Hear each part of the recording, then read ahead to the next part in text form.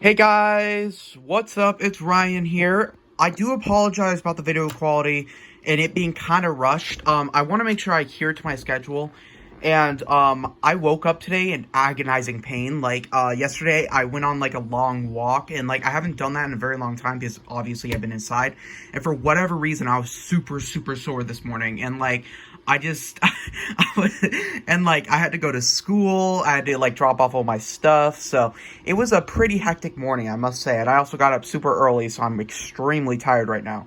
So I didn't really want to get all the camera equipment out and do all the B-roll and all that stuff. So I hope you guys understand that, and I hope you guys forgive me for the video quality or anything like that. But I did want to make a video today, and it's about the CR-7. This printer is not known. No one even knows about it. It feels like it's one of the more underrated 3D printers, but that's for a reason. Let me tell you that right now. This thing has been a nightmare. An absolute nightmare. I'll go into my complaints into it. All I have to say, guys, is stay away from this thing.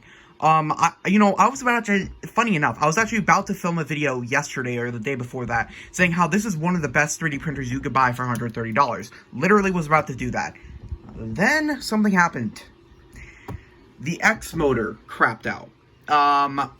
Yeah, the X motor did. So then I replaced the motor. As you can see, it's a black motor, where usually the motors are black and silver.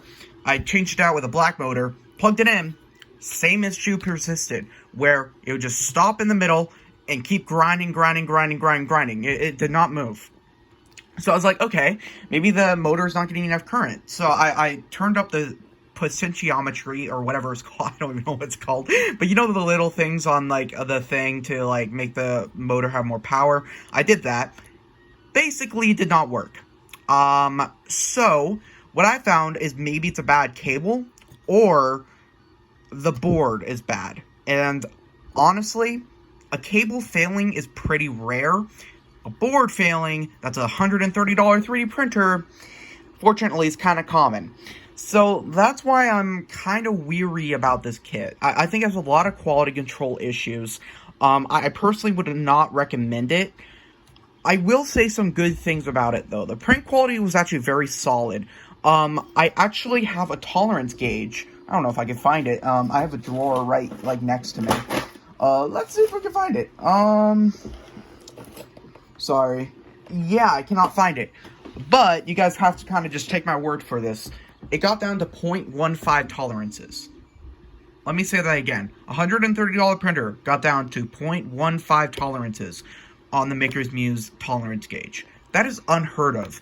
And I don't know how it did that, honestly, but it did. This thing was extremely accurate. It even printed a platform jack until one of my other issues I had with it.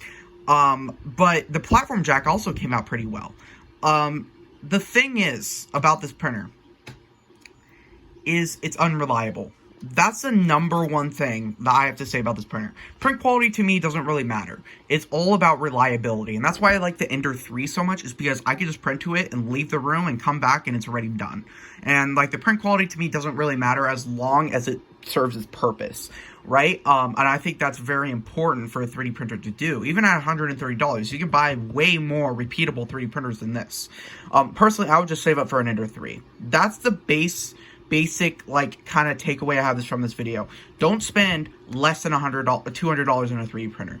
Make sure you save up your money and get something nice, like an Ender 3. I would also recommend, if you want SLA, get the Elegoo Mars or the Anycubic Photon. Any of those machines are great machines. And even maybe the Elegoo Saturn, which that looks really interesting. So, yeah. Personally, guys, I would just stay away from this printer. It's called the CR-7.